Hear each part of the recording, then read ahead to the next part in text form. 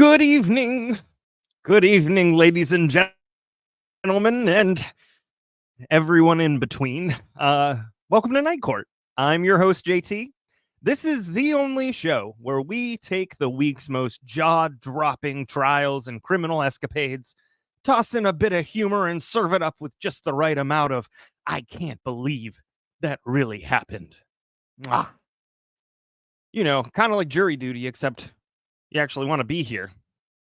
Don't worry, I won't tell the judge. Now, before we get started, I just want to say this week has been a real doozy. Seriously, I've seen better alibis from toddlers trying to explain why there's crayon on the wall. I don't know, it just got there, officer. Seriously. For instance, a Florida man is in court for attempting to rob a bank with a Nerf gun. Now, I don't want to sound too judgmental here, but when you choose your weapon based on how it feels in Call of Duty, maybe it's time to rethink your strategy. But listen, don't get too comfortable. There is a lot more on the docket. Our preview for next week, our just desserts. Who knows? You could hear a story about a guy who thought he could run away from the cops on a Segway. Spoiler alert, he couldn't. Really should work on the sound effects so they're not coming from me. So buckle up. If you thought this past week was wild, just wait till you see what's rolling into Night Court next. We've got justice, we've got comedy, and most importantly, we have no idea what we're doing. But that's half the fun, isn't it? So keep your Nerf guns holstered, and remember, this is Night Court, where crime meets comedy and nobody leaves unjudged. Let's get into the world.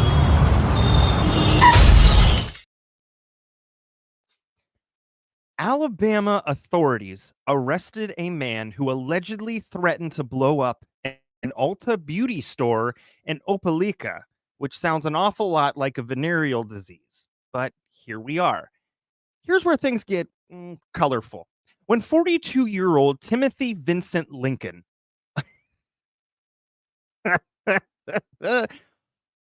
seen here cosplaying as Papa Smurf. When he showed up for his mugshot, his face looked like a modern art masterpiece. Did he spend the day doing puzzles and painting with Sarah Boone? If so, I would caution him about making any travel plans with her. Lincoln was on his phone, hanging around outside the Ulta beauty store, as one does, when an employee heard him allegedly say, "I'm going to blow this shit up."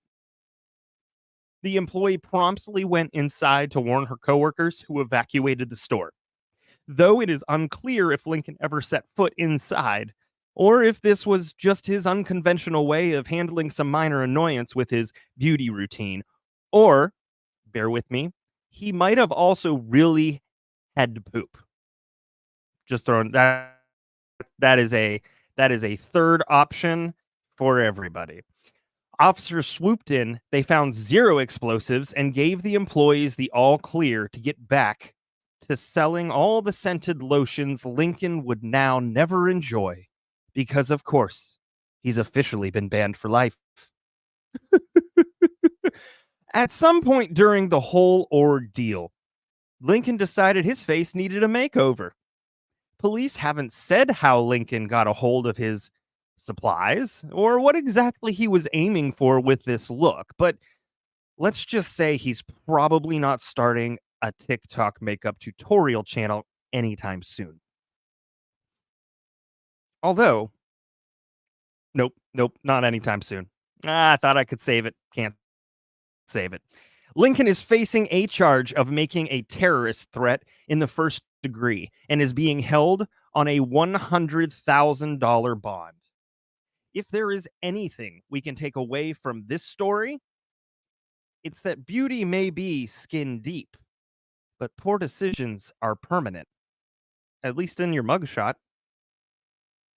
Well, next up, in a story that redefines the term self-incrimination, 34-year-old Sarah Harris from Bedford, Indiana, dialed 911 not once, but twice to report that the meth she had purchased was, dare I say, a subpar.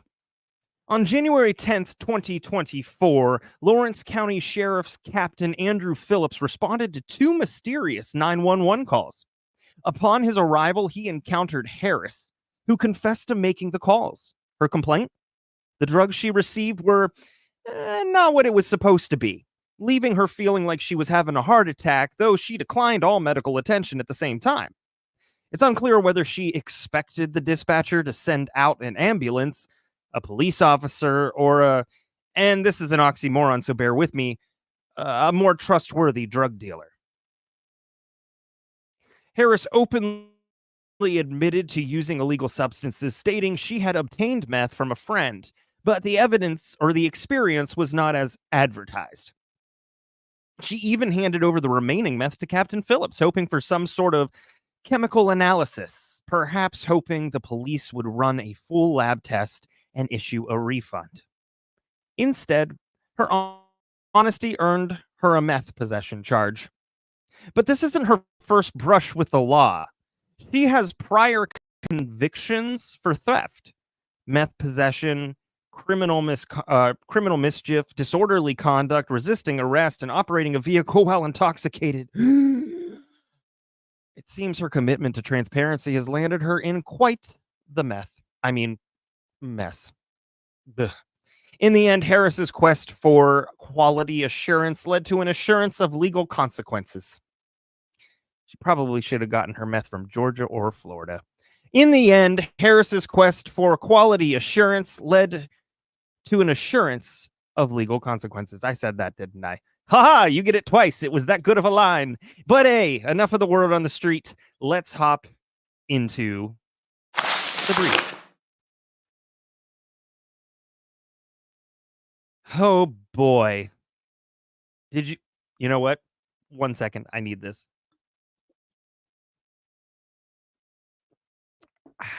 You see, we thought we was done. We ain't done. An Arizona judge on Tuesday granted Lori Vallow, the so-called Doomsday Mom, a mental competency evaluation before her second criminal trial. I don't know if did he watch my coverage on the first trial? Like, she's not, as one would say, stable. She's about as stable as my internet connection. I wrote that one, so it's okay. Vallow, also known as the Sarah Boone of husbands, who, along with her fifth husband, Chad Daybell, was convicted and sentenced to life in prison in Idaho for killing her two youngest children and Daybell's former wife. Oh, look at the storm over there. Oh, man, look at him on the far right, looking like he just, downed a warhead. Now she's facing two conspiracy charges in Arizona for allegedly plotting to kill her fourth husband, Charles Vallow, and her niece's ex-husband. She pleaded not guilty to both charges last December. In one charge, Vallow, along with her brother, Alex Cox, who died in 2019, allegedly conspired to kill her former husband, Charles Vallow, who was shot and killed in Chandler, Arizona in July 2019. In the other, Lori and Cox are accused of trying to kill their niece's ex-husband outside his home in Gilbert, Arizona in October of 2019. He ultimately wasn't injured. Now, if I can make one observation, this family is about as close as a group chat where everyone mutes the notifications. Ah, the sound of silence. Earlier this morning, Vallow's lawyer filed a motion for a Rule 11 evaluation. Under Rule 11, the defendant must be evaluated for competency in criminal cases. If the defendant is found competent, they return to the trial court. If found incompetent but restorable, they will receive treatment in a restoration to competency or outpatient treatment program. However, if the defendant is deemed incompetent and not restorable within the statutory time limits, civil commitment may be pursued, leading to evaluation, treatment, and dismissal of criminal charges.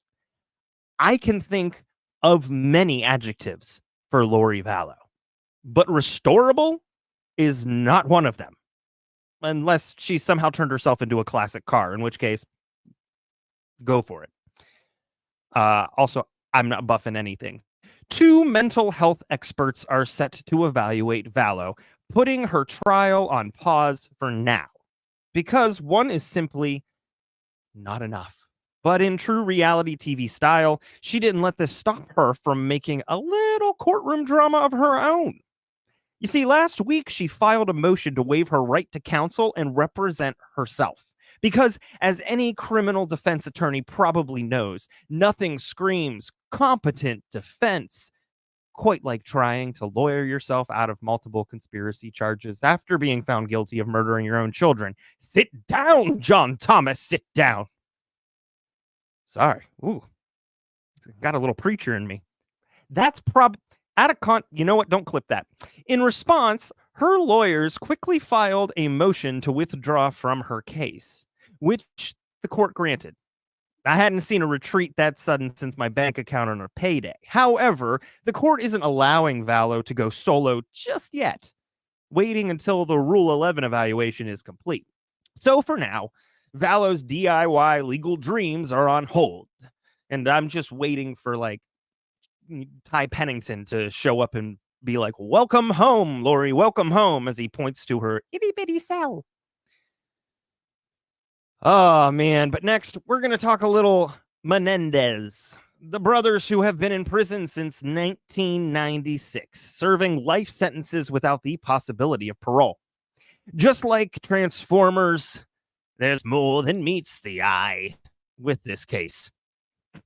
Autobots roll out. Lyle, well, they're hoping they can roll out. Lyle and Erik Menendez, the wealthy Beverly Hills brothers, didn't just decide one day to get some extra spending money by knocking off their parents. No, their story is more layered than an Inception dream sequence. And if you thought this case was a slam dunk guilty verdict, well, you might want to think again. Oh, look at them looking like they're dressed up in their Easter best. In 1989, Jose and Kitty Menendez were found brutally murdered in their mansion. And right away, all eyes turned to their sons. Lyle and Erik admitted to pulling the triggers, but not for the reasons you'd expect. They claimed years of abuse, sexual, emotional, and mental, at the hands of their father. The defense's argument? These boys weren't cold-blooded killers. They were terrified young men trapped in a cycle of abuse, that were convinced their parents were going to kill them. I know what you're thinking. Terrified? But didn't they go on like a wild spending spree right afterwards? Yes. Yes, they did.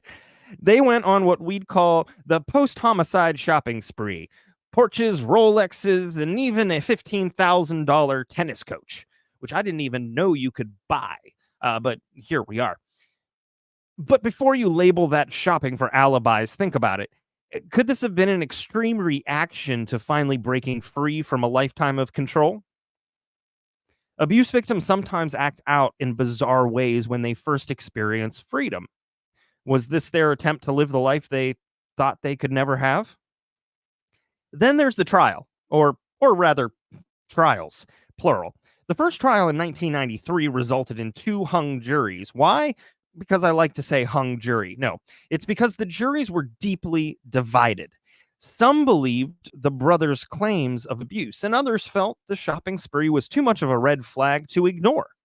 But here's the thing. The jury wasn't allowed to hear key evidence of the alleged abuse during the second trial. So, while the second jury convicted them of first-degree murder, they didn't get the full story. It's kind of like turning on the Titanic to watch Leo freezing in the water. How the hell did we get here? And why the hell won't Rose just move over? It's like how many licks it takes to get to the center of a Tootsie Pop. A 1, a 2, a 3. A 3. And let's talk about Jose Menendez. Sure, from the outside, he was a successful entertainment executive. But behind closed doors, testimony described him as a controlling tyrant with a dark side. Was he really the abusive monster the brothers described, or were they manipulating the story to save their own skin?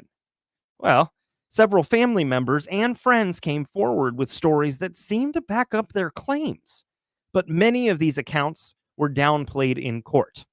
Convenient, right? At the end of the day, Lyle and Erik were convicted and sent to prison for life without parole. But even now, there are people who believe the brothers' story, that they were, two young men pushed to the edge by years of unbearable abuse. And here's something that might make you reconsider. When you look at cases of familial abuse, sometimes it's not just about the crime, but why it happened. Were they cold, calculating killers?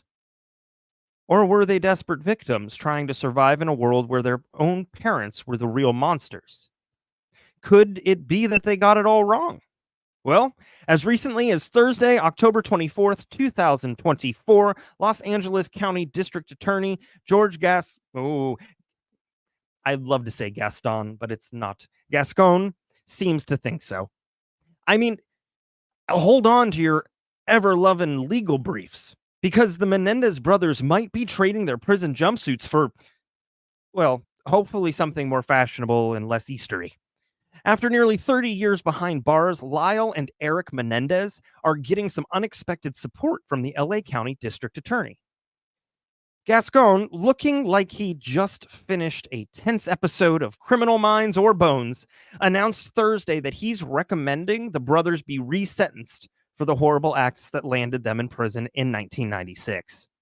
Now, don't get me wrong, Gascon is not handing them a get out of jail free card. He made that clear. He said there is no excuse for murder, which sounds like something you'd expect your kindergarten teacher to say during snack time, but with far higher stakes. He continued, I wanted to underline the word horrible acts.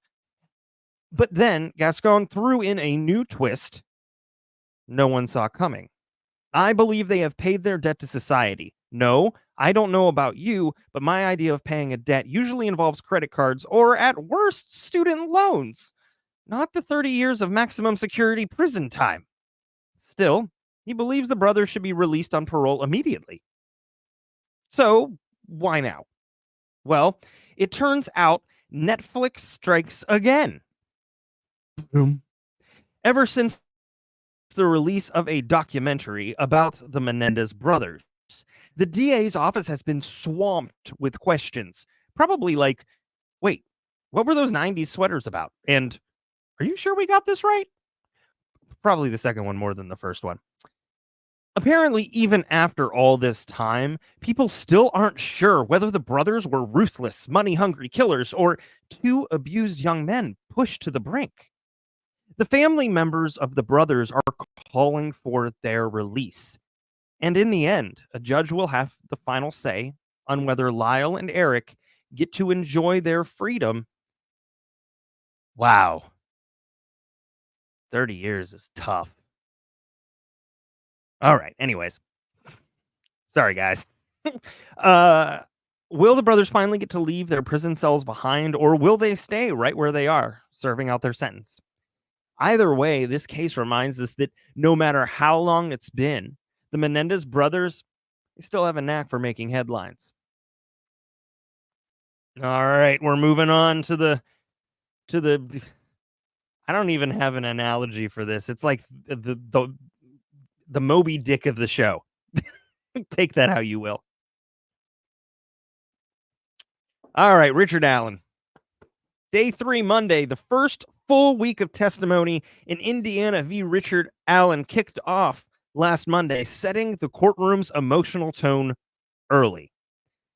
And somehow, nothing makes sense still. Sitting, waiting for people to live tweet the courtroom because the gall didn't want to expose corruption, well, it's like waiting for a Christmas present. You know it's just going to be a sweater from your grandma. Indiana State Police Sergeant Jason Page took the stand as the first witness, walking the jury through 45 photos, 42 of them being crime scene photos. Several images were of Abby and Libby's bodies, as well as other evidence from the scene. Emotions ran high among family members of both the girls and Richard Allen. Libby's mother openly cried, and Libby's younger sister chose to look away most of the time. Libby's grandparents, Mike and Becky Patty, held hands through the ordeal, as the images were both shocking and painful to see. And even Allen's mother shed tears upon seeing a close-up of the girls. Next on the stand was Sergeant Datzman, a crime scene technician that took photos of the crime scene. He testified about where the blood was found on and near the girls' bodies, as well as photos of the gun cartridge found near one of the bodies. A cartridge that, to this point, is really the only thing linking Allen to the scene, other than his hike, of course. Datzman made a point to note he didn't disturb the cartridge, preserving it exactly as it was found. To this I say, that's quite interesting. He made a point to cover that. Seems like it might have been knocked into his head that he needed to say it. After all, it seems that the entire prosecutorial attack is based on it. Datzman also said the sticks on the bodies, quote, were of no evidentiary value and did not have blood on them. Sir, you are not the expert professor that law enforcement contacted to rule out Odinism, but then can no longer find him. The sticks were collected about 3 weeks later and stored in evidence, but they were never tested for DNA. On day 4, Tuesday, the following day, Indiana State Police Trooper Brian Olai took the stand. State Prosecutor James Luttrell brought out an array of evidence, including the girl's clothing, a tie-dye shirt, a gray hoodie, and a pair of Converse. The exhibit also included a Smith & Wesson cartridge, hair from Abby's fingers, strands of fiber, and various DNA swabs from the girls' bodies. Basically, if it could be put in an evidence bag, it was on display. Olai told the jury that he'd logged all these items into storage on February 14th. Yes, Valentine's Day. And he completed sealing and recording them on the 16th. He was also present at the autopsy on the 15th, where the jury was shown an autopsy photo of Abby wearing a pink shirt under a black sweatshirt. Olai explained where blood and wet spots were on the clothes, clarifying that they were still wet at the time of the autopsy. The question of if Abby's clothes were wet or not has been highly contested. Then came defense attorney Rosie, ready to stir the pot. Rosie honed in on the DNA evidence and asked Olai if any DNA... Is there anybody who's in this case whose names are spelled how they're said? I'm just saying. I don't think there is one. Olai, you know what? Allen. Richard Allen. Unless it's Aline, in which case I quit. Rosie honed in on the DNA evidence tied back to Richard Allen. Olai told the jury he was not aware of any DNA linking Allen to the crime. Rosie then raised the topic of a blood-stained tree at the scene, and in true Indiana style asked if it was usual or unusual to find an unspent bullet lying around in the woods. Olai said, it's not uncommon to find a bullet anywhere in Indiana, basically saying, hey, it's Indiana. Bullets are as common as corn. Rosie also grilled him about the photos of the bullets, to which, they're so adorable and cute. From the things you don't want your significant other to say to you. Rosie also grilled him about the photos of the bullet, to which Olai admitted he'd only seen about 6, and that some photos were, in his words, good, while others, not so much. Which might be the closest any investigator has ever come to giving crime scene photography a Yelp review. He emphasized that the bullet was collected in its, quote, pure form, for whatever that's worth. And obviously, we're talking about Odinists and white supremacists, and saying anything is pure form is bad form. Tossing that out there. The jury did ask Oli if the ground under Abby appeared disturbed to indicate that she was dressed there. Oli said it was not disturbed. Next to testify was this one, Riley Voorhees, hopefully, who in 2017 was 16 and happened to be on the trail as the girl, same trail as the girls that fateful day. Voorhees talked about passing a man along the trail, and she said hi to him. That man didn't reply. Call it the silent stranger vibe. When the girls were later reported missing, Voorhees told authorities about her encounter and showed them some photos she'd snapped that day. The prosecution shared a photo of the infamous bridge guy, seen here. He's I don't know. Voorhees said that he was the man she passed. You know how, like, Bigfoot is always blurry in pictures? I think he's just blurry. And I think no matter what we do, maybe this is just Bigfoot, and he's blurry. Just blurry. Anyways, on cross, defense attorney Jennifer Auger asked Voorhees to describe the man she's passed. Voorhees did give a description, but later agreed that the photo of Bridge Guy had possibly affected her memory of him as she described him to jurors. I mean, we've all been there. Who doesn't start recognizing people when they're grainy and suspicious? Brian Welber, also 16 back then, testified next.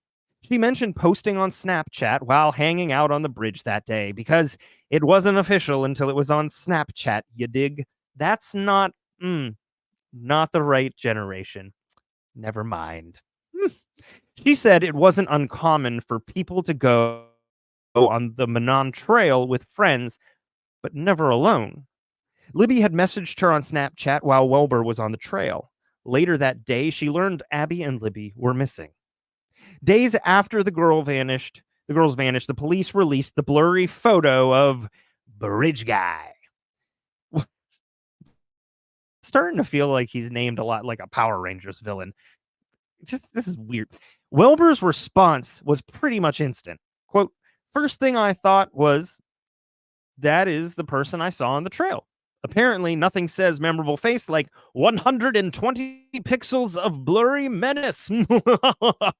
Guess what we're doing tonight, Pinky? Narf. Finally, Fitbit-wielding Betsy Blair gave her testimony, bringing her trusty Fitbit into the courtroom as a sort of digital memory aid. During her third and final loop on the trail, she'd seen a man and later two girls on that trail. After the grainy image had been released, Blair told jurors, quote, I recognized him as the one I had seen on the bridge. I immediately knew when I saw that photo, that was the man I saw on the bridge. The jury questioned how Blair recognized Bridge Guy, and she said it was his posture and the way he was standing. She also said she could have mistaken the man having a hat on his head for brown, poofy hair. What? It's about to go to Saturday Night Fever? Good grief. All right, let's move on to Wednesday. First to testify on Wednesday was Sarah Carbaugh, who didn't actually stroll down the trail that day. Instead, she just drove by to gauge the busyness level. She spotted Bridge Guy walking along the road, covered in mud and blood, around 4 p.m. She said she recognized the photo of Bridge Guy as the man she saw that day, but she waited 3 weeks to notify police because she was scared. The defense questioned Carbaugh about alleged discrepancies in her descriptions over the years in police interviews. She also claimed a section of her June 2017 police interview was missing. Curiouser. Here's the kicker. Despite having four eyewitnesses testify, not one of them was asked to confirm whether Richard Allen was indeed the guy they spotted. I would pull out my tinfoil hat, but it's gone. Duh. The next witness was Dr. Roland Core, who performed autopsies on Abby and Libby. The first autopsy was performed on Abby. Core noted Abby's clothing, any physical injuries, and performed a rape kit. He said that Abby had a 1-inch deep, 3-inch long incision wound on her neck. She also had a faint mark under her mouth, which Core said could be from duct tape or cloth. Abby showed no signs of blunt force trauma or restraint wounds. He said that though the rape kit showed no overt injury patterns, it does not mean that sexual contact didn't occur. Then came Libby's autopsy. Libby had anywhere from 3 to 5 incision wounds on the right side of her neck, the largest being around 3.5 inches long. She also showed no signs of overt sexual trauma or defensive wounds. Core estimated that the girls died approximately 41 hours before the autopsy. Core said that girls could have been wounded with a box cutter. This sparked a back and forth with the defense, who argued that Core's original report said the girls were wounded with a serrated edge. Allen's attorneys accused Core of changing his story without telling them. The state then called Christopher Cecil, commander of the Indiana Internet Crimes Against Children Task Force, that's a mouthful, who spearheaded 2 reports on Libby's cell phone activity. He said the phone was last unlocked around 2:07 p.m., and the bridge guy video was taken at 2:13 p.m. At 2:14 p.m., someone tried to unlock the phone with a fingerprint, and at 2:32 p.m. is the last known movement of the phone. Libby's phone stayed on and received messages until at least 10:30 p.m. Although it wasn't turned off, it stopped receiving messages until 4:33 a.m. on February 14th, when the phone sent 15 texts all at once. When asked why this happened, Cecil reiterated that he didn't know why that happened, but noted that if a phone doesn't have service, texts once service is restored will all have the same timestamp. When asked if the 23 electronic devices seized from Richard Allen in 2022 connected him to Abby and Libby, Cecil delivered a bombshell. None connected him to Abby and Libby, other than having searched for info about the case. And if that's the case, take me in, I suppose. The prosecution pointed out that Allen had a different phone in 2017, not included in the seize. The defense responded that Allen did not have his phone from 2017 in 2022. The jury asked several questions of Cecil as well. One juror asked if he had checked to see if AT&T had issues with cell towers on February 13th to 14th, 2017. Spoiler alert, he hadn't. Cecil said he didn't check. They also asked about Snapchat, how Snapchat works and what it records and saves. Day 6 of the trial, Thursday, kicked off with a bang, focusing on the roller coaster of events that ultimately led to Richard Allen's arrest on October 26th, 2022. First in the witness lineup was Kathy Schenk, our unsung heroine, who had started volunteering to help with the investigation. Over 2 years, she sifted through more than 14,000 tips. On September 21st, just a month before Allen's arrest, Kathy stumbled upon a lead sheet regarding him. She had previously read that a girl had reported seeing a man on the trail on the afternoon of the murders. According to the document, Allen told police 3 days after the girls disappeared that he was also on the trail that same afternoon Abby and Libby disappeared. The Allen file was labeled with a green dot, meaning it had been cleared. The document also appeared to have been mislabeled as Richard Allen Whiteman. Allen lived on Whiteman Drive in Delphi. During cross-examination, the defense asked if there were any more tips involving Richard Allen, to which she answered no. Kathy then took the Allen file to Tony Liggett, who was the chief deputy at the Carroll County Sheriff's Office and the case's lead investigator. Kathy handed over the Allen file like a baton in a relay race, leading to the moment the investigation finally turned its spotlight on Allen. I don't know, was it like a baton or more like a hot potato? Like, take it, go away. Allen was later contacted by Dan Doolin, the second witness of the day, and an Indiana Department of Natural Resources captain who was helping with the investigation at that time. He said that 3 days after the murder in 2017, he had met Allen to follow up on his self-reported tip at a grocery store. Doolin testified that Allen said he was on the trail between 1 and 3:30 p.m. and saw 3 girls near the Freedom Bridge as he headed toward the trail. He even detailed how he had parked at the old CPS building and walked to the Freedom Bridge while looking at a stock ticker. A stock ticker. I put the wrong emphasis on the wrong syllable on his phone. Allen, though, was ultimately cleared, and the paper trail of his interaction with investigators was put away in a box. Fast forward to September of 2022, when he got a call asking if he remembered interacting with Allen. He said it didn't sound familiar, but he would look through his records. He found a fishing license registered to Allen and his wife. When he purchased his license, he changed his height from 5'4" to 5'6" in April of 2017. Doolin thought it was uncommon for an adult to change their height. I mean, it's not exactly the most common upgrade.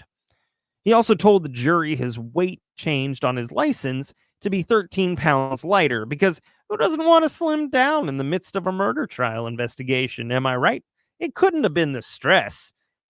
Doolin also testified that he was also in charge of calling numbers that pinged off cell towers during the time of the crime. He said he canvassed the crime scene the day before he met with Allen, and that while he was there, he found branches piled up with blood on them. The jury asked Doolin, what was Allen's hair like? Doolin replied he didn't know. After Doolin, former Delphi Police Chief Steve Mullen took the stand for the third time since the beginning of the trial. After learning that there were 2 cars registered to Allen, a 2006 Ford 500 and a 2016 black Ford Focus, Mullins went to Hoosier Harvest Store to look for them on the surveillance footage. It showed a black Ford Focus passing by the store toward the trail at 1:27 p.m. Mullen insisted he believed the car belonged to Allen. The jury was shown a 9-second video of the vehicle as it passed from east to west, followed by close-ups of the car. I hope that this was clearer than the Bridge Guy video. Some of the car's major identifying features, including the license plate and vehicle identification number, were not visible on the security camera footage. All right. I guess it wasn't. Who would have thunk it? Mullen and Liggett went to Allen's home to interview him on October 13th, 2022. The first time he talked to investigators since his meeting with Doolin 5 years earlier. Liggett said it was important to talk to him because the police believed he was Bridge Guy. Based on Mullen's testimony, Allen said he spent the morning of February 13th in Miami County, where he visited his mother. He then went home to grab a blue or black Carhartt jacket, a beanie hat, and headed to the trail. Allen said that he saw 3 girls near the Freedom Bridge as he was walking toward the trail. When he got to the high bridge, he looked down Deer Creek and watched the fish. Mullen told jurors that at some point during the interview, Allen became agitated and walked out of the room. Mullen also said that he asked Allen if he was Bridge Guy, the man seen in the infamous photo and video following Abby and Libby on the high bridge. His response was, if the picture was taken with the girl's camera, there was no way it was him. Under cross-examination, defense attorney Andrew Baldwin's first words to Mullen were, "You lied to this jury before lunch. You lied to this jury."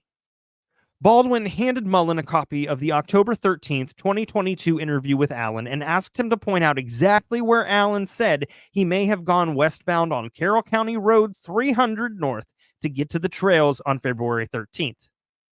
Mullen responded that Allen said he was traveling in a direction that seemed like it could have been westbound. Baldwin asked Mullen if he had asked Allen if he went to the trails in a different way. Baldwin said this is because, quote, they are desperate for Rick to have been going west. Prosecutor Nick McClelland objected over and over, saying Baldwin was impeding the questions with his opinions. Baldwin said that, quote, words matter on the stand, correct? Especially if those words impact the timeline. Baldwin asked Mullen, for your theory to work, Richard Allen's car had to be at the CPS lot between 1:30 and 4:30. Mullen said he wasn't giving direct quotes from Allen. The jury asked Mullen, were you in an interview with Mr. Allen where he stated he didn't remember which way he took to the trail? Mullen responded, yes. Apparently, there were some inconsistencies in Allen's statements. In 2017, he said he arrived at the trail around 1:30 p.m. and left around 3:30 p.m. But in 2022, he said he arrived there around noon and was not on the trail later than 2 p.m. Up next to testify was Sheriff Tony Liggett. I wish I had a handlebar mustache. It's not the song, but that's what it makes me think of. Liggett acknowledged that Allen was not considered a suspect in the teens' deaths for 5 years. Allen, quote, got lost in the cracks. Liggett told jurors, and someone who he believes was a dispatcher cleared the Allen lead in 2017, but he said it shouldn't have been cleared. How convenient. During his cross-examination, defense attorney Bradley Rosie insinuated that Liggett's desire for an arrest was more about personal ambition than justice. Liggett was elected sheriff of Carroll County just weeks after Allen was arrested. Quote, it was never about me. It was about the murders of 2 girls, Liggett testified with all the conviction of a politician. Liggett also acknowledged that none of the physical descriptions eyewitnesses gave of Bridge Guy matched Allen. The enhanced video from Libby's phone was shown to the jury. He said he has seen the video hundreds of times and was asked by the prosecution what he thinks it said. Abby said, is he right here? Don't leave me up here. Libby responds saying, this is the path. Then, that be a gun, there is no path here. A male's voice is heard saying, guys. The girls say hi to the male, and the male says, down the hill. Liggett also said he did not check to make sure there were no cameras on the south side of the Hoosier Harvest store. He only retrieved video from cameras pointing at County Road 300 North. The defense attorneys also asked Liggett if there was any digital evidence tying Allen to the murders of Abby and Libby. Liggett said no. At the end of his cross-examination, Liggett said, quote, I believe Richard Allen acted alone. Before, I was open to anything. Clearly, his open-mindedness had a deadline. Day 6 came to a close with testimony from 2 Indiana State police officers, David Vito and Jerry Holman, who assisted in the search of Allen's home. Prosecutors showed several photographs taken during the search, including Allen's house, his 2016 Ford Focus, multiple knives, and about 24 box cutters found at a workbench and in the master bedroom, and a blue Carhartt jacket. During his testimony, Daniel Vito said there was nothing linking Richard Allen to the girls inside the home and nothing inside his car. Talk about a CSI Delphi twist. Lieutenant Jerry Holman, what a name, what a portrait too, testified that while the search was underway, Allen was advised he could file a complaint if the house sustained damage during the investigation. It doesn't matter, it's over, Allen said, according to Holman. Jurors were also shown a photo album with several photographs of Allen's family along the trails near the bridge. During cross-examination, the defense attorneys, Baldwin and Auger, countered that Allen has a fishing license and implied that fishermen often use knives to cut their lines. Auger also said many families in Tippecanoe and Carroll counties traverse the trails. Police also found the Sig Sauer model P226 40 caliber handgun, which Allen said, I feel like my AP is trying to tell me something. It's quite the placement.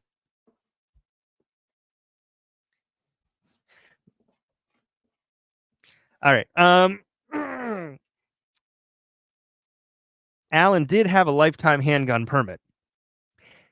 They alleged that handgun was tied to an unspent round found between the girls' bodies. They also found a .40 caliber Winchester round in a keepsake box on the dresser in the master bedroom, as well as a .40 caliber blazer round.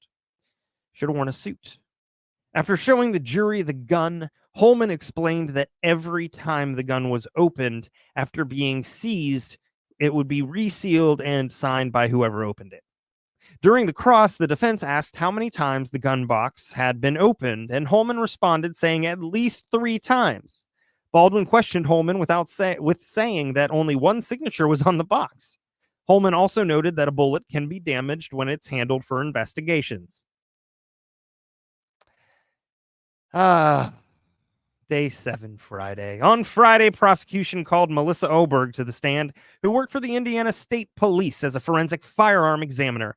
She was there to testify about what the defense likes to call the magic bullet. Oberg began her testimony by diving into the riveting world of tool marks, which, let's be honest, not exactly the most thrilling topic.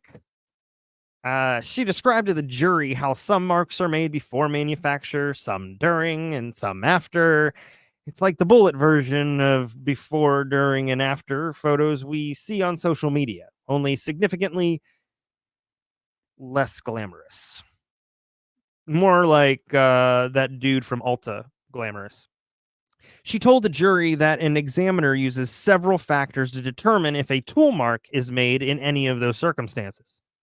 She said the main thing that allows an examiner to make a conclusion is test firing a firearm and comparing results with 2 microscopes. She said she then makes one of 3 conclusions: identification, inconclusive, or exclusion. Essentially, it's like the 3 stages of a bad date. Yes, let's do that again. Maybe, but let's keep it casual. Or absolutely not. I've got plans. Forever. The prosecution then rolled out the unspent cartridge from the crime scene, alongside some glamorous photos from Oberg's examination. Oberg said the cartridge was tested for DNA first, and she noticed there was no biological substance on it, and it was in good condition. She told the jury that there were miscellaneous marks on the head and sides of the cartridge, and she saw 3 possible ejector marks, 1 in one direction and 2 in another. Oberg tested another cartridge with the gun found in Allen's home to see if the tool marks would match. She showed the jury 5 images of the test cartridge compared to the cartridge at the scene. She told the jury that several marks were in agreement. However, she clarified that the cartridge from the scene had never been fired, while the test cartridge had been. During cross-examination, Rosie said that PCAST, or the President's Council of Advisors on Science and Technology, has been... When I say that out loud, all I can think of, this is a very niche reference, the group of really old scientists from Chitty Chitty Bang Bang. Oh, the roses, the fucking roses. Yeah. All right. So he said that they had been studying whether the tool mark industry is in fact valid science. Oberg said that in 2016, PCAST concluded that the industry needed more studies, which means we don't want to make a decision. Rosie went on to mention that the National Academy of Sciences, NAS, not to be confused with the rapper, had also criticized the industry, urging for more research to verify its reliability. Oberg then explained the difference in pressure during cycling versus firing. Rosie, ever the skeptic, noted the lack of research in the cycling versus firing process. The markings associated with firing, Oberg claimed, were consistent with fired rounds. Rosie confirmed with Oberg that the fired round was indeed used to draw her conclusion on Allen's pistol. Then Rosie asked Oberg if it was possible for an unspent round to have been cycled through multiple firearms. She agreed. Rosie referenced the 14-page report Oberg issued about her finding in 2022, highlighting the lack of a single page dedicated to the unspent round. Rosie said he's been asking for more information on the unspent round from the crime for a very long time. Rosie and Oberg about the testing process, or asked Oberg about the testing process, and Oberg responded, quote, "I choose to use the test-fired markings because they were stronger. This is a case of work smarter, not harder." And all I can remember now and think of is Mr. Forensic from the staircase. That's all I can think of now. She reiterated that the difference between cycling and firing is the same process, just one has more pressure. Oberg said she does not know what, if anything, the firearm could have been exposed to from 2017 and 2022, and did not know where the Sig Sauer was made. Questions from jurors included ones about one cycled bullet found were near the bodies of Abby and Libby, and others taken from the home of Allen and cycled as part of Osberg's testing. She said the results of those tests did not result in an exact match. After lunch on Friday, only 15 of the 16 jurors came back into the courtroom after the lunch break. One alternate juror was dismissed, leaving 12 jurors and 3 alternate jurors. Day 8. Saturday. Oh, Saturday night's all right for trials. Indiana State Police Lieutenant Jerry Holman took the stand again Saturday morning. Holman first commented on Melissa Oberg's statement she made the day before, where she said a firearm toolkit test was like a paternity test, and said that her statement was, quote, not correct, and he misunderstood her. Holman explained to the jury, he's cleaning up. Holman explained to the jury the process of interviewing suspects and different techniques he'd learned, including, quote, lying to suspects about the amount of evidence investigators have and how to read a suspect's body language to determine if they are lying, appropriately called the Reed technique. He said on October 26, 2022, he interviewed Allen, and Allen's wife, Kathy, came with him. Holman said at first he didn't plan on arresting Allen at the start of the interview, but read him his Miranda rights anyway. Holman said they started by talking about firearms and past military experience, and if anything was damaged when investigators searched his home. He asked Allen if anyone borrowed his clothes or gun for long periods of time, to which Allen said no. Allen also denied having his firearm on him the day of the murders. Holman said he told Allen that Oberg's report matched the bullet to his gun. Allen denied this. Holman said after denying it, Allen's demeanor changed. Mine would too. He asked Allen about a few comments he made during the search, and Allen said, quote, his life was ruined because all of his friends and community thought he did it. Holman asked about the bridge guy video and the witnesses and experts who said that it was him.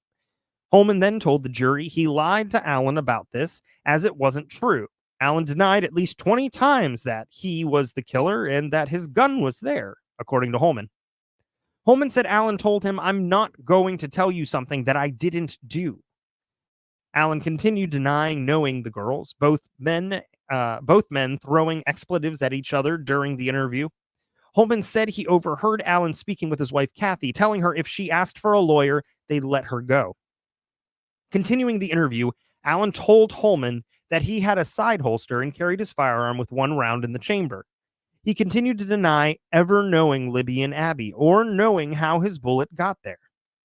Allen, at one point, reportedly told Holman during the interview what kind of good person would kill 2 girls. Holman replied that he thought he did it. Allen replied, then take all of your evidence and arrest him already. After meeting with other investigators, Richard Allen was placed under arrest. Defense attorney Baldwin began his questioning, mentioning that though Holman said he read Allen his rights, the beginning of the interview wasn't recorded. Holman confirmed it wasn't recording, but when they got the camera to record, there was a delay in the footage, which doesn't show Holman walking into the interrogation room.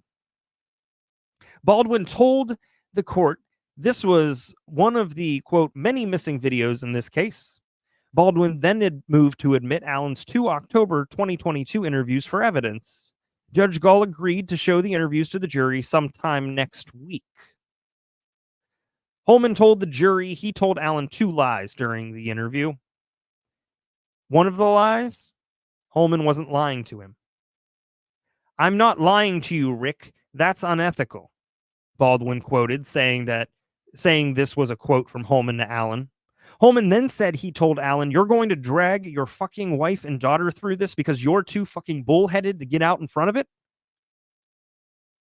Baldwin claimed Holman said this to get into Allen's head about how this would impact his family.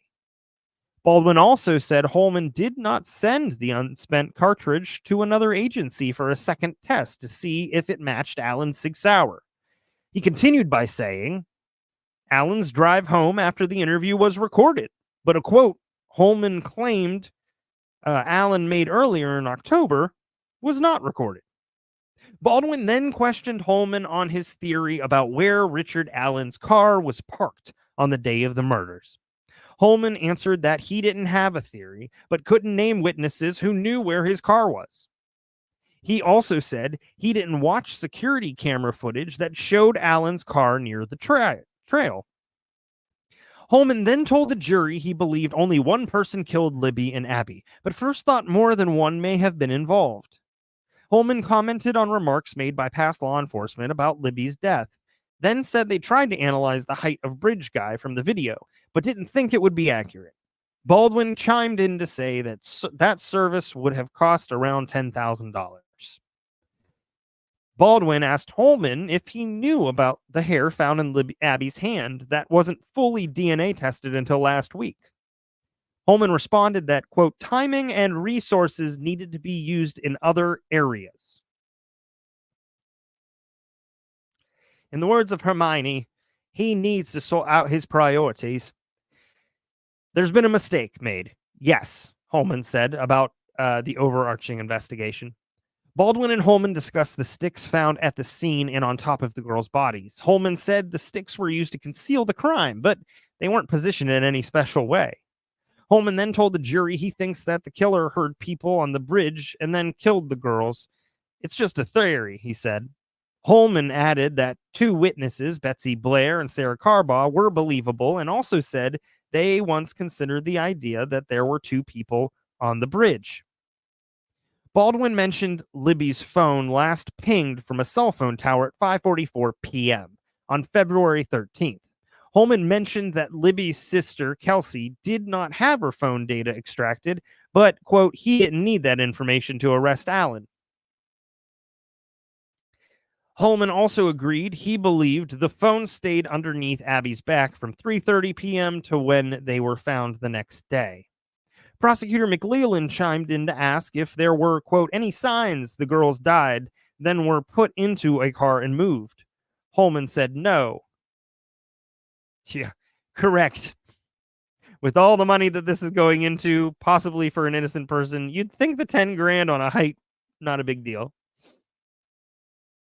The day closed out with 2 questions from the jury. The first question asked if there was a way from the bridge to get to where the girls were without crossing it. And Holman answered, there's an unapproved way. Ultimately, Holman said everyone was on the bridge. The second question was if he knew Libby's dad was shouting for the girls, and he said no.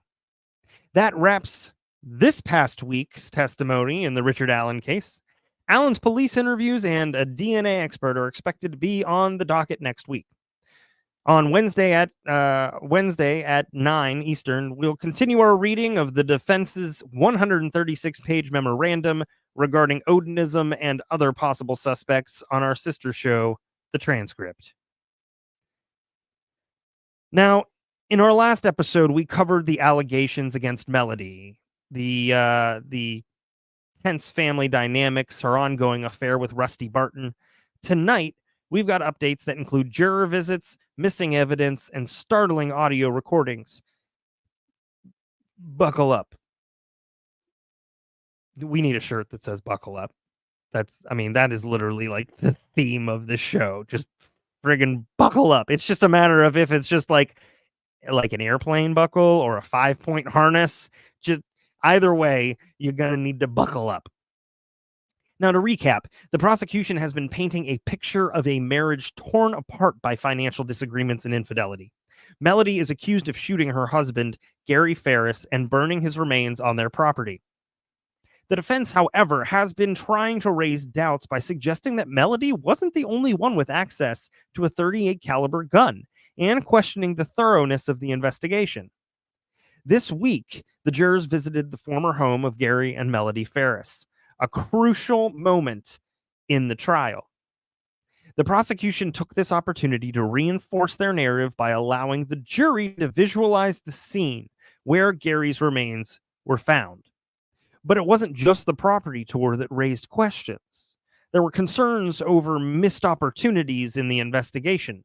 It was revealed that the barn and Scott Farris's loft above the barn were never searched for evidence or checked for blood, despite Scott's connection to the crime scene. Lead detective Daniel Hayes took the stand, addressing the defense's claims head on. He testified that he never considered Chad or Scott Farris suspects in the death of their father, Gary. However, it came to light that Scott had called 911 on his mother, Melody, 6 times. This added a new layer of tension to the family's already complicated dynamics. Additionally, jurors listened to audio recordings of conversations between Melody and Rusty Barton, provided by the Cherokee County Sheriff's Office. These recordings were made at the request of law enforcement leading up to Melody's arrest. Prosecutors also played a police interview with Melody from July 6, 2018, where she made some shocking statements about her children's possible motives and her strained relationship with Scott. One of the week's most significant revelations came from Martha Jane Barton, Melody's second cousin and Rusty Barton's stepmother. On October 18th, 2024, why do I feel like this family tree is like just the trunk? On October 18th, 2024, Martha contacted authorities to report that her .38 Special snub muzzle revolver had been missing since the time of the murder. She wasn't asked about missing guns back in 2018, but after watching Rusty Barton's testimony, she realized the gun being discussed matched the one given to her in the late 1970s as a Christmas gift. Down south, they have this thing called Southern hospitality, which also includes their way of sweetly calling out someone's mistakes. I can just hear her friend saying, "Well, bless her heart, Martha Jane lost her gun and didn't even realize it. Next, she'll be misplacing the family recipe for sweet potato pie." I guess when you're Southern, even losing a gun can be wrapped up in a little charm and a whole lot of sugar. The defense tried to pivot by highlighting the growing discord within the Farris family. Jurors heard jailhouse phone calls between Melody, Rusty Barton, and Melody's family, showcasing a rift between her and her children, particularly Scott. Melody described Scott as hot-tempered and revealed that he allegedly said he'd beat her beyond recognition, a statement that left the courtroom in stunned silence. The prosecution used these recordings to argue that Melody's relationship with her family was far from stable, suggesting possible motives beyond the obvious financial disputes. This week's testimonies and evidence have only deepened the complexity of this case. With revelations about Martha Jane's missing revolver and the emotional recordings between Melody and her family, the jury now has a lot to consider. As this trial progresses, we're going to keep bringing you the latest twists and turns right here on Night Court. Sam said she was too embarrassed to go out over after the guilt of her knowing about missing gun. Bless her heart. For those of you who don't know Sam, that's an honest to God, bless her heart. A honest to Betsy, bless. Okay. You know what? Let's get into the case in chief, shall we?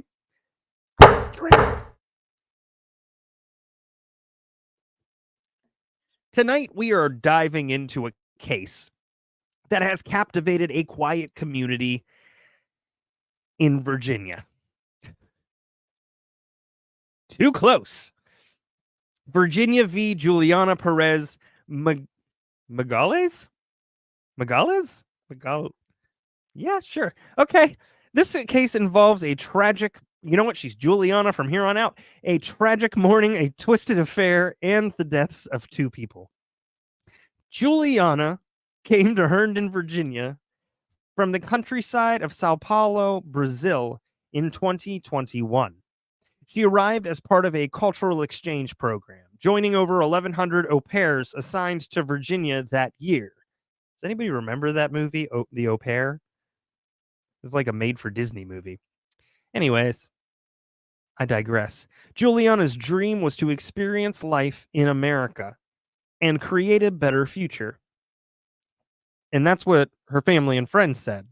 Her journey brought her to the home of Christina and Brendan Banfield, where she cared for their 4-year-old daughter. Christina was a dedicated pediatric ICU nurse, organizing play dates and bike rides for neighborhood kids, while Brendan, an IRS criminal investigative agent, was known for his love of the Dallas Cowboys. What seemed like a normal family life, however, turned into a scene of tragedy on the morning of February 24th, 2023. That morning, a series of 911 calls from the Banfield residence at Stablebrook Way set the stage for a baffling and deadly confrontation. Prosecutors now allege that Juliana was part of a plot that lured Joseph Ryan, a 39-year-old man from Springfield, Virginia, to the Banfield home under false pretenses, which ended in his and Christina Banfield's deaths. According to prosecutors, Juliana admitted to shooting Ryan in the main bedroom, but she described him as an intruder who attacked Christina with a knife.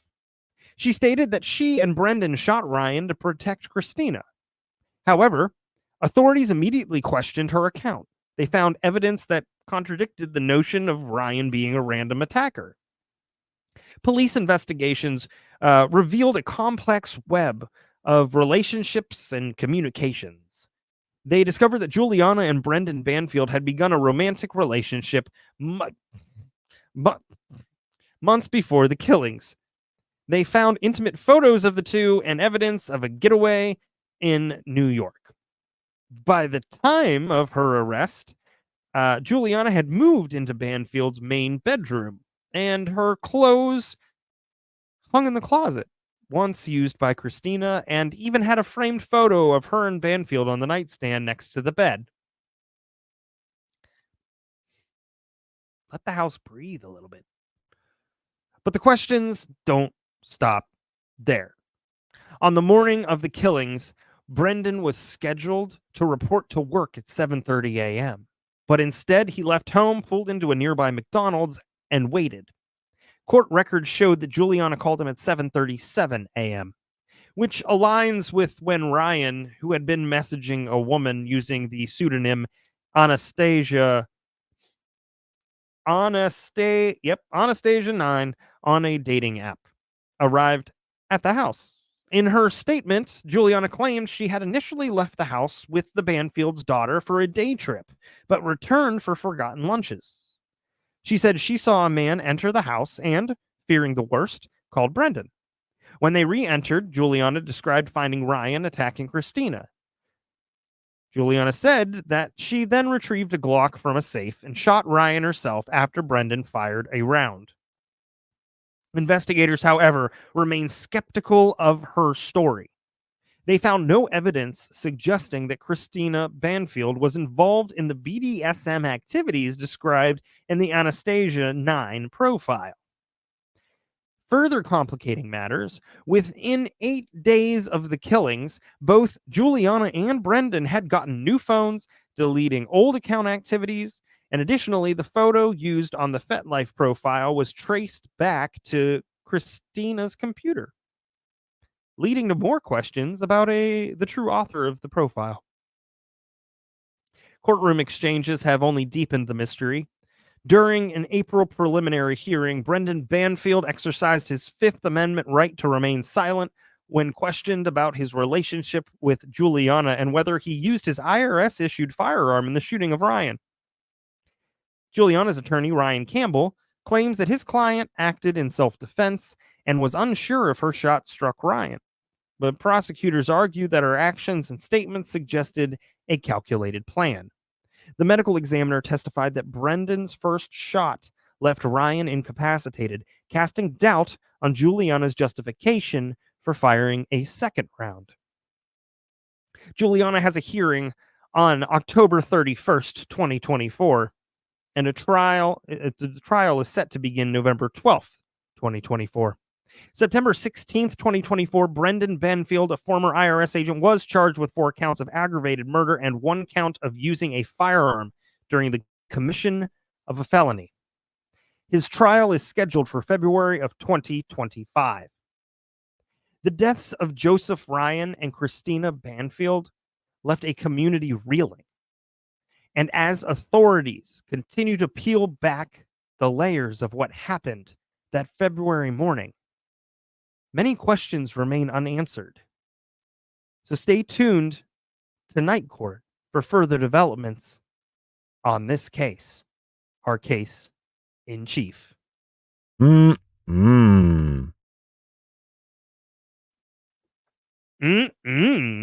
Just desserts time. Leilani Simon.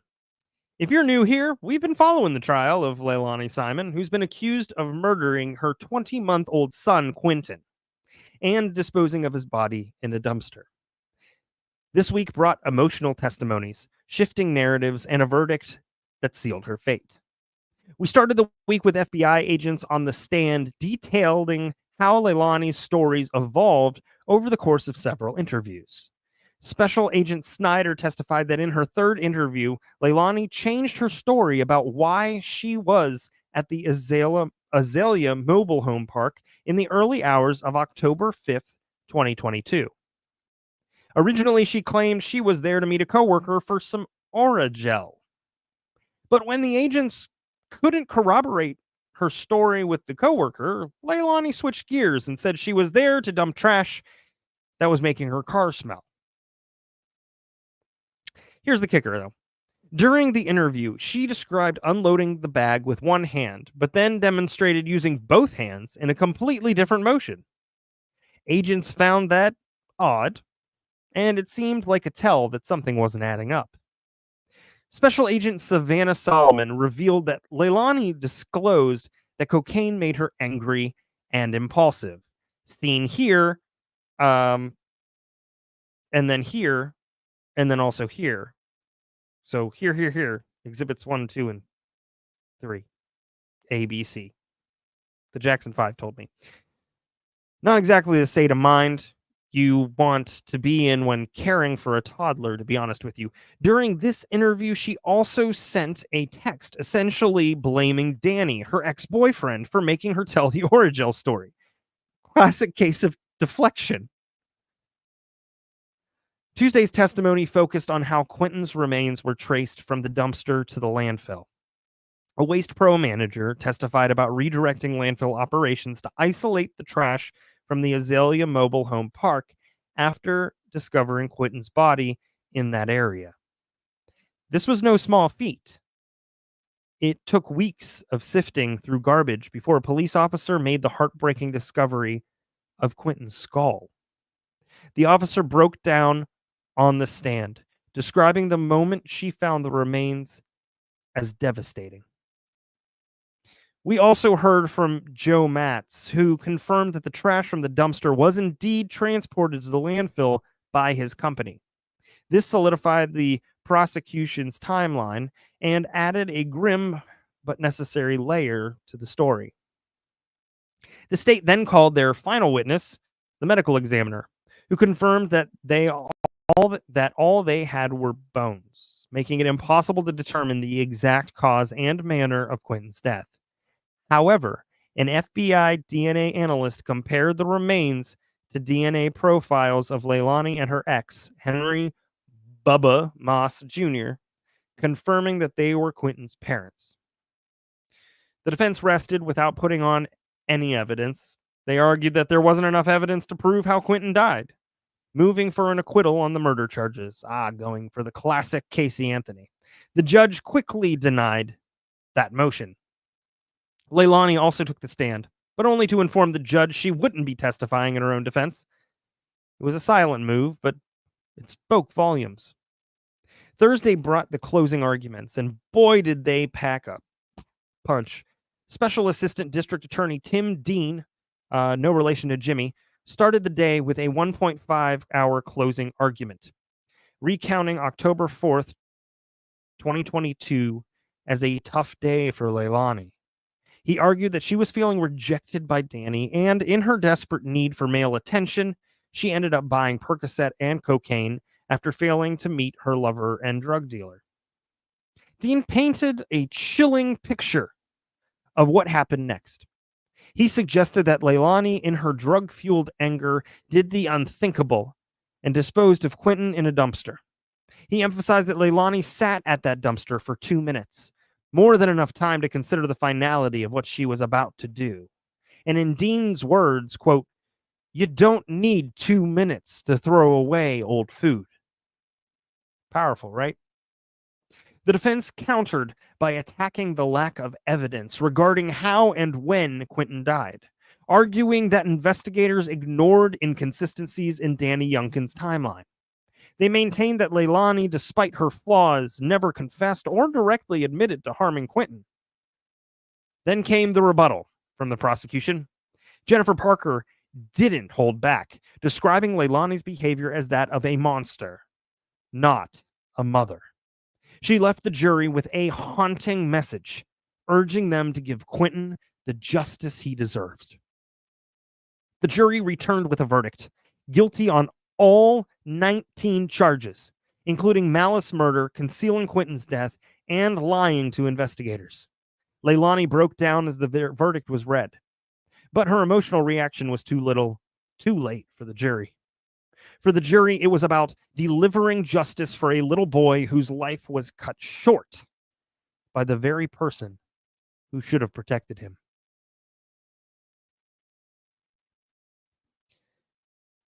Here we go. After spending 4 days on jury selection and 6 days of testimony, including Sarah taking the stand herself, a jury of 6, 5 women and 1 man, took about 90 minutes Friday evening to find Sarah Boone guilty of second-degree murder for suffocating her boyfriend, George Torres. That looks like the album cover of, like, a hipster band. Or a 3-piece, like, blues. Okay. The jury had several lesser charges they could select from aside the second-degree murder, such as manslaughter, that carries a maximum sentence of 15 years. Almost enough time to become a pro at making, prison-style ramen or,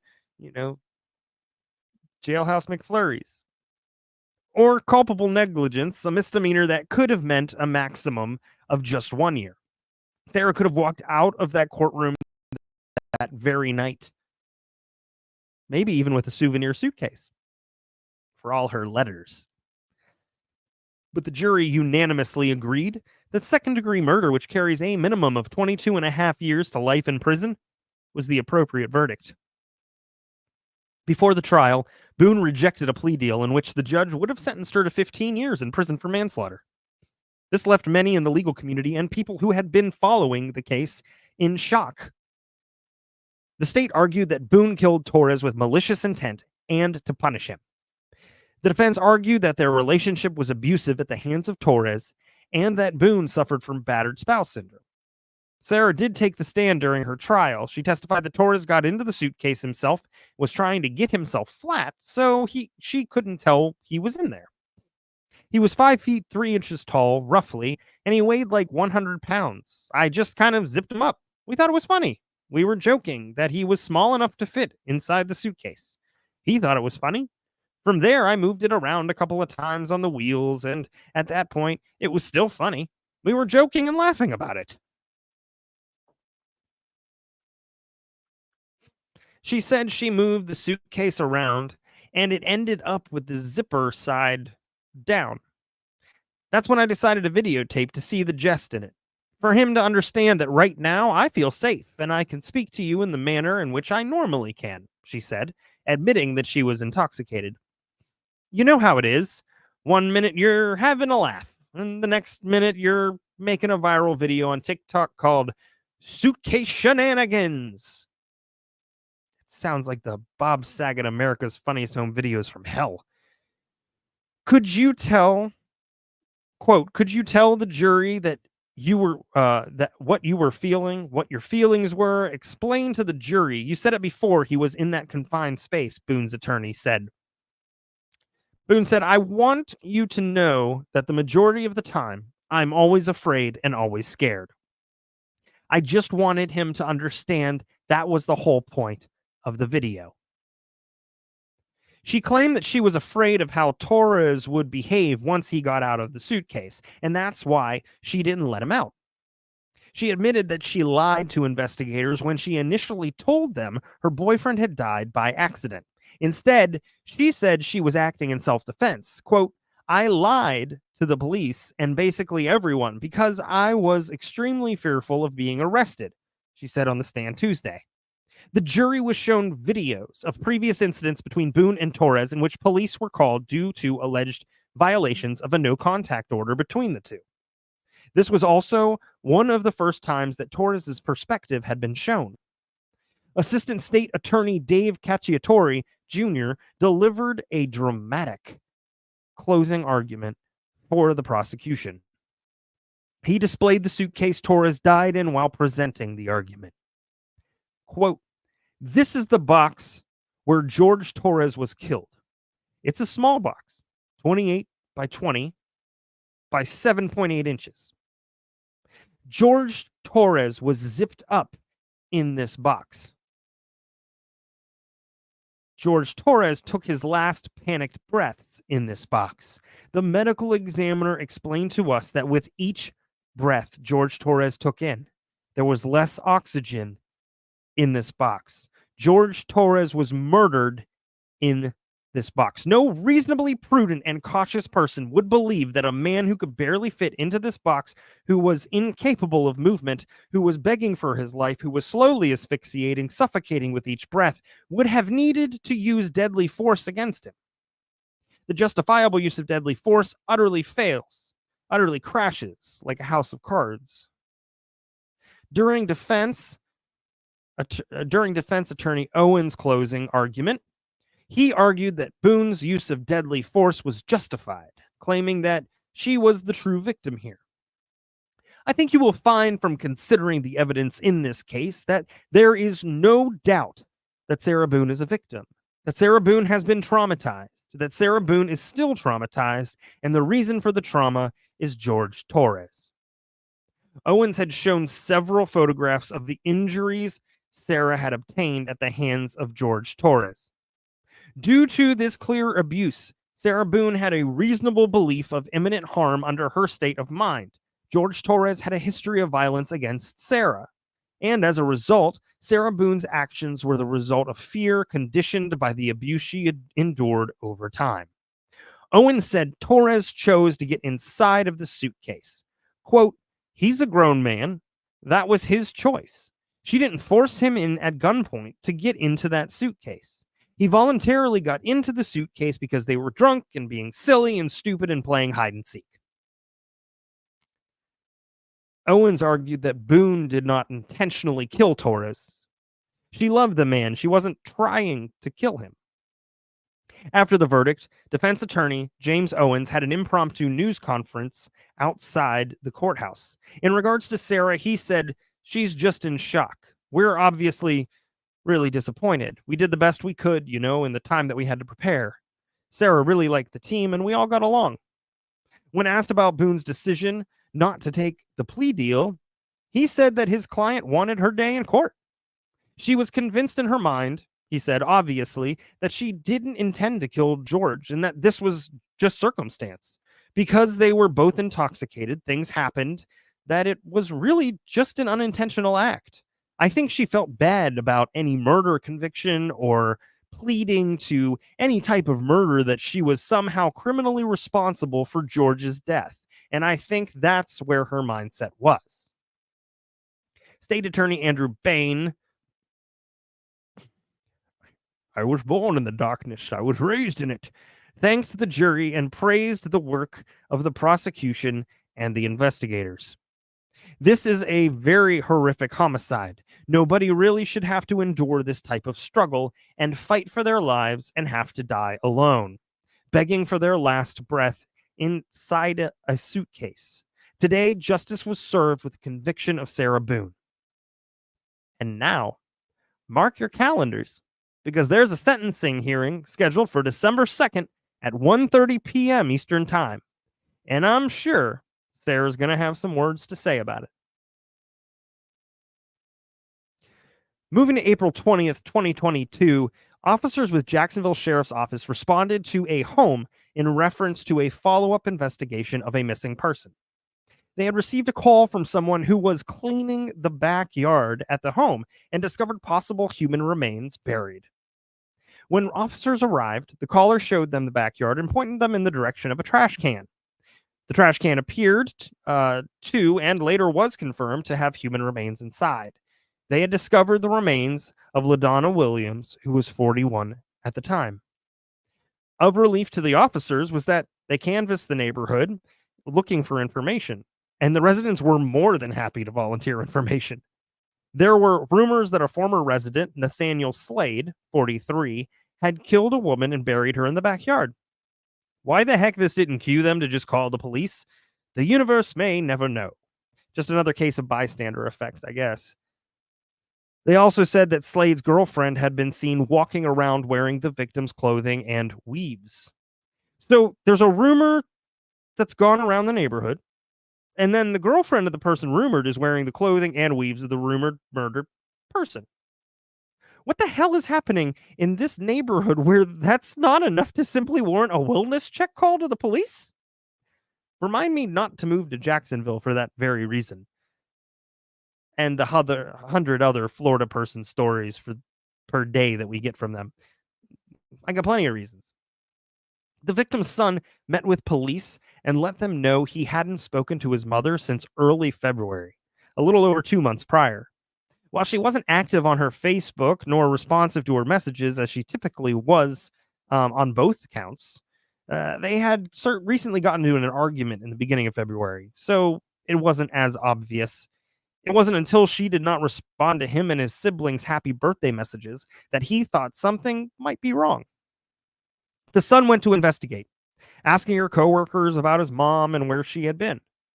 None of them had seen or heard from her either. However, they had heard rumors that she had been killed. Again, if she doesn't show up for work and they hear that rumor, how the hell did no one reach out to the police? How many people knew? Thanks, Sam. Shortly after hearing these rumors and wondering what had happened to his mother, the son received a message from her Cash App account requesting money.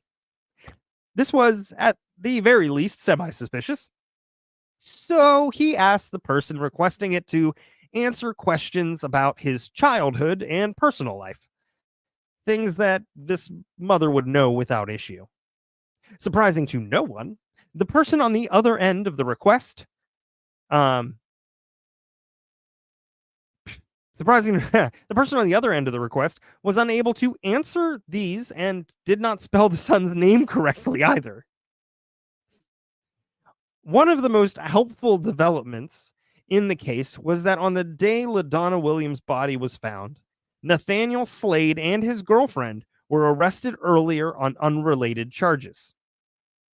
What were those unrelated charges? Well, apparently he was trying to fill out his bingo card because it was for attempted burglary in the second degree with a weapon, burglary, armed with explosives or a dangerous weapon, and possession of a firearm, weapon, or ammunition by a convicted felon. Anywho, because they were easy access interrogations, they brought in Nathaniel's girlfriend first. She confirmed that she was present when the homicide occurred. She was able to corroborate the rumors and confided that LaDonna was killed inside the residence by her boyfriend, Nathaniel Slade.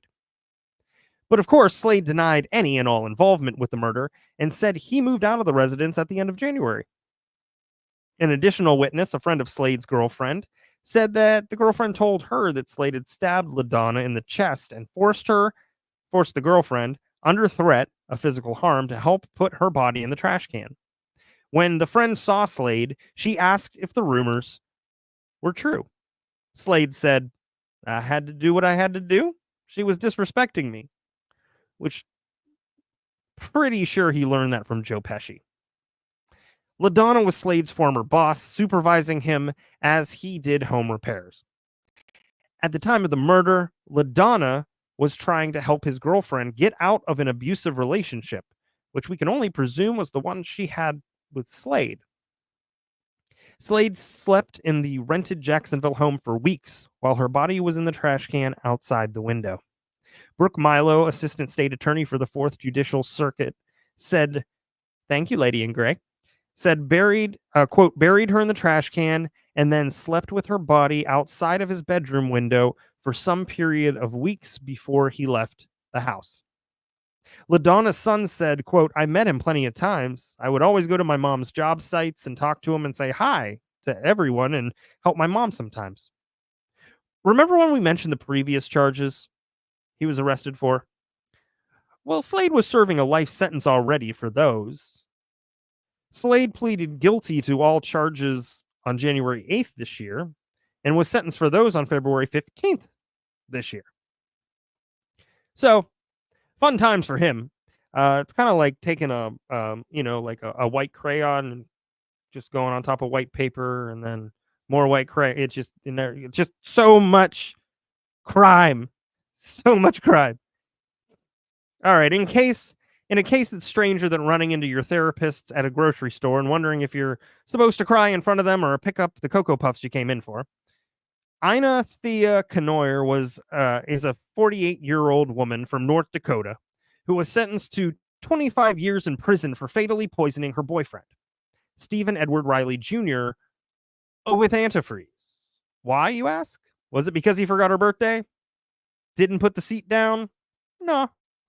Turns out she thought he was about to inherit a non-existent $30 million fortune and figured she'd get rid of him before he ran off with the riches. Spoiler alert, the only thing he inherited was an early grave and the inability to leave his homicidal wife. So picture this. It's a warm day in North Dakota, sweet tea in hand. Seems idyllic, right? Except this tea spiked with antifreeze, which, for the record, is not part of any sweet tea recipe I've ever come across, unless you're trying to turn your tea party into a murder mystery. Here's looking at you, llama. Ethylene glycol, the deadly chemical in antifreeze, was the secret ingredient. It's not just toxic, it's the Pepper X of household poisons. Ingesting it leads to kidney failure, central nervous system damage, a level of regret that you can't simply walk off no matter how persuasive the flashbacks of your dad telling you exactly that. Kenoyer's motive? Convinced that her boyfriend had a $30 million inheritance. Now, I don't know about you, but if someone I loved came into $30 million, I'm thinking celebratory champagne, not let me poison you with car coolant. But this supposed windfall was nothing more than a scam. A fortune as real as a Nigerian prince who simply wishes to send you money. But Kenoyer decided that she was going to go the lethal route, thinking Riley was going to ghost her, so she ghosted him first. After Riley's sudden illness and death, suspicions rose faster than the temperature gauge on a car with no antifreeze in the middle of July. Because Kenoyer siphoned it, apparently. He was reportedly drinking tea one minute and experiencing symptoms more associated with antifreeze than Earl Grey the next. Flu-like symptoms escalated to something much darker, and an autopsy revealed the shocking cause.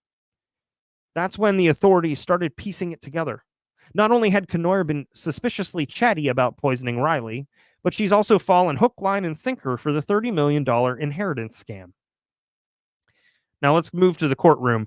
There, with all the grace of a poorly written Lifetime movie villain, Kenoyer confessed. The sentencing came down hard.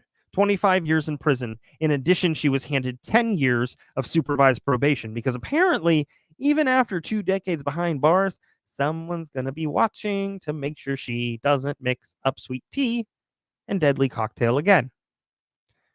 It was like the musical number from hell that I just did.